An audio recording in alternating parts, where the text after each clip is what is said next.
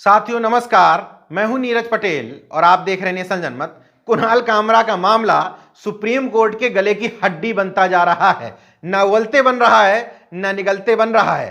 कुणाल कामरा लगातार supreme court की मौज पर मौज लिए जा रहे हैं। अगड़म गोस्वामी के मामले पर जो उन्होंने मौज ली थी उसमें उनके खिलाफ अवमानना का मामला भी चल रहा है। इसके बावजूद उन्होंने एक बार फिर से केरल के पत्रकार सिद्दीक कप्पन को जमानत न दिए जाने के मामले को लेकर के सुप्रीम कोर्ट की फिर से मौज ले ली है। उच्च अदालतों में पसरे हुए भाई भतीजावाद और जातिवाद की प्रताड़ना झेलने के बाद रिटायर्ड हुए कई सारे न्यायिक अधिकारी नेशन जनमत से बात करते हुए स्वीकार करते हैं कि न्यायालय को भी अब उसकी पवित्रता वाली धारणा से बाहर निकालना चाहिए। मतलब वो भी ये चाहते हैं कि सुप्रीम कोर्ट, हाई कोर्ट या निचली अदालतों के निर्णयों पर भी सवाल उठने चाहिए। इसलिए क्योंकि सुप्रीम कोर्ट में बैठे हुए तमाम सारे न्यायमूर्ति अगर अव्यक्ति की स्वतंत्रता और व्यक्तिगत स्वतंत्रता की आजादी के तहत कहते हैं कि हर व्यक्ति को फ्रीडम ऑफ स्पीच है, तो फिर न्यायालय के किसी निर्णय पर सवाल उठाने का उनका अधिकार क्यों नहीं है। इस दौरान यह भी सवालों के घेरे में आया कि सुप्रीम कोर्ट में बैठे हुए न्यायमूर्ति जो मिलॉर्ड कहलाने में आनंद की अनुभूति प्राप्त करते हैं, वो वास्तव में कानून संविधान के हिसाब से निर्णय देते हैं या अपनी मनोस्थिति के हिसाब से। ये बात इस समय चर्चा में इसलिए है क्योंकि Kunal Kamra supreme court bar association के अध्यक्ष दुष्यंत दवे और वरिष्ठ वकील प्रशांत भूषण समेत तमाम सारे लोगों ने अर्णव गोस्वामी को जमानत देते हुए जस्टिस चंद्रचूड़ की टिप्पणियों को ठीक नहीं माना। उन्होंने कहा कि जब एक खास तरह के प्रकरण में आप तुरंत एडमिट की जाती है याचिका और उसको सुनवाई के लिए तत्काल स्वीकार कर लिया जाता है, उसमें सीधे सीधे राज्य सरकार को डांट फटकार करते हुए आप कहते हो कि हम विनाश की तरफ बढ़ रहे हैं। लेकिन दूसरी तरफ उसी तरह के तमाम सारे मामलों में वो लोग जो सरकार से सवाल करने और उनकी आलोचनाओं के लिए जाने जाते हैं, उन तमाम सारे बुद्धिजीवी वर्ग के लोगों की जमानत याचिकाओं में कोर्ट की भूमिका भी अलग तरह की रहती है। कुणाल कामरा ने पिछले बार सुप्रीम कोर्ट की एक तरीके से मौज ली थी, अब उन्होंने एक बार फिर से ट्वीट किया है। इस बार ट्वीट उनका सिद्दीक कप्पन को लेकर के है, जो केरल के पत्रकार हैं। हाथरस मामले में रिपोर्टिंग करने के लिए उत्तर प्रदेश आ रहे थे। मथुरा से न सिर्फ उनको गिरफ्तार किया जाता है 5 अक्टूबर को, बल्कि लगभग 1.5 महीने बीतने के बाद भी उनको अभी तक जमानत नहीं मिल पाई है। उनकी जमानत याचिका पर सुनवाई करते हुए सुप्रीम कोर्ट के chief justice S A Bobde, justice A S Bopanna और जस्टिस रामासुब्रमण्यन की पीठ ने कहा कि इस मामले में हमने उत्तर प्रदेश सरकार को नोटिस दे दिया है। अब इस मामले की अगली सुनवाई 20 नवंबर को करेंगे। 17 नवंबर को ये बात वो कह रहे थे। इससे पहले 10 अक्टूबर को जब सुप्रीम कोर्ट में ये याचिका ले जाई गई तो उन्होंने कहा कि आप निचली अदालतों की तरफ रुख करिए, अभी हमने उत्तर प्रदेश सरकार को नोटिस भेजा है। इतना ही नहीं, उन्होंने ये भी कहा हम चाहते हैं कि अनुच्छेद 32 के तहत सीधे सुप्रीम कोर्ट आने की प्रवृत्ति पर अंकुश लगाया जाए। तो सवाल इसलिए उठता है कि आप दूसरे तरह के मामलों में न सिर्फ राज्य सरकार से सवाल जवाब की कोई जरूरत ही नहीं महसूस करते हैं, बल्कि राज्य सरकार को फटकार भी लगाते हैं, पुलिस को भी फटकार लगाते हैं। आप कहते हैं कि हम विनाश की तरफ बढ़ रहे हैं। अब व्यक्ति की स्वतंत्रता का बड़ा बड़ा ज्ञान भी देते हैं और ये भी कहते हैं कि आपको पसंद नहीं आ रहा है तो आप टीवी मत देखिए।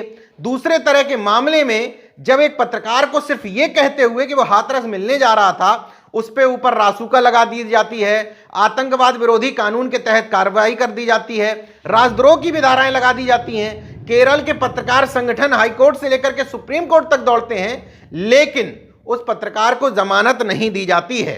इसी मामले पर कमेंट करते हुए इस बार कुणाल कामरा में लिखा, तमाम सबूतों और गवाहों को मद्देनजर रखते हुए यह अदालत फिर से पाखंड की सीमा को पार करती है, और नीचे लिंक लगाई है कप्पन को जमानत न देने की खबर की। इससे पहले कुणाल कामरा ने सुप्रीम कोर्ट के जस्टिस चंद्रचूड़ की टिप्पणियों पर मौज लेते हुए कहा था, जिस गति से सुप्रीम कोर्ट राष्ट्रीय महत्व के मुद्दों को ऑपरेट करती है, यह समय है कि महात्मा गांधी की फोटो को हरीश साल्वे के फोटो से बदल दिया जाए।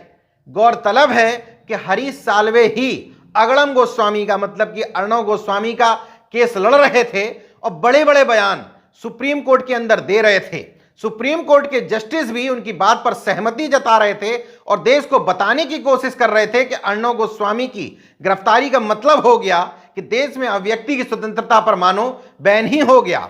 अगर सुप्रीम कोर्ट के एक जस्टिस अर्णव गोस्वामी की गिरफ्तारी पर राज्य सरकार पर इस तरीके से कमेंट कर सकते हैं और कह सकते हैं कि अभिव्यक्ति की स्वतंत्रता पर अंकुश नहीं लगाया जाना चाहिए, तो तमाम सारे मुद्दों पर जिनको बुद्धिजीवी माना जाता है, बुद्धिजीवी वर्ग माना जाता है, और वो लोग समय समय पर सरकार पर सवाल उठाते रहते हैं, उनकी नीतियों पर आलोचना भी करते रहते हैं, तो इसको अभिव्यक्ति की स्वतंत्रता मानते हुए सुप्रीम कोर्ट उन तमाम सारे लोगों को जमानत क्यों नहीं देती है।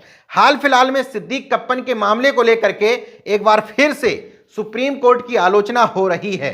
एक तरफ आप सत्ता के दलाल की तरह बर्ताव कर रहे एक पत्रकार के 3-4 दिन ही जेल में रहने पर परेशान हो जाते हैं, दूसरी तरफ एक पत्रकार को गिरफ्तार किया जाता है, 45 दिन जेल में रखा जाता है, उनके ऊपर राजद्रोह, धार्मिक भावनाओं को आहत करने, दो समूहों के बीच में धार्मिक आधार पर दंगा भड़काने, यूएपीए, आतंकवाद रोधी कानून जैसी महत्वपूर्ण धाराएं लगाते हुए उनको जेल से नहीं निकलने देते हैं।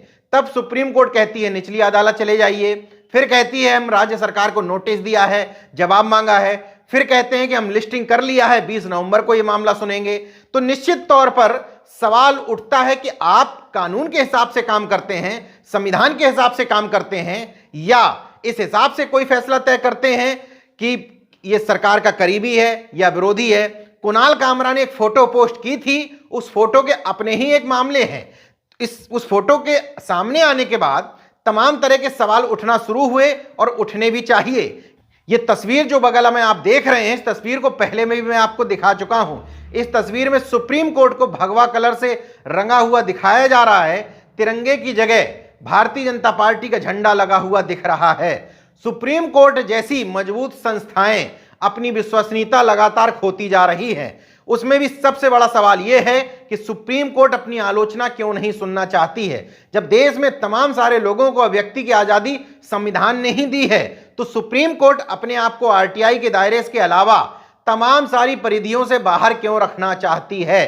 देश के नागरिकों को यह अधिकार होना चाहिए कि सुप्रीम कोर्ट या हाई कोर्ट या निचली अदालतें अगर लगता है कि उनको कि कोई निर्णय उन्होंने ठीक नहीं दिया है, तो उनकी भी आलोचना करने का अधिकार लोगों को होना चाहिए। इसलिए क्योंकि आप संवैधानिक मूल्यों की बात करते हैं, तो आप संविधान के दायरे से बाहर कैसे हो सकते हैं। केवल सुप्रीम कोर्ट की किसी जस्टिस के निर्णय की आलोचना करने पर या उसके सवाल उठाने पर कोर्ट की अवमानना कैसे हो जाती है, ये बात समझ से परे है।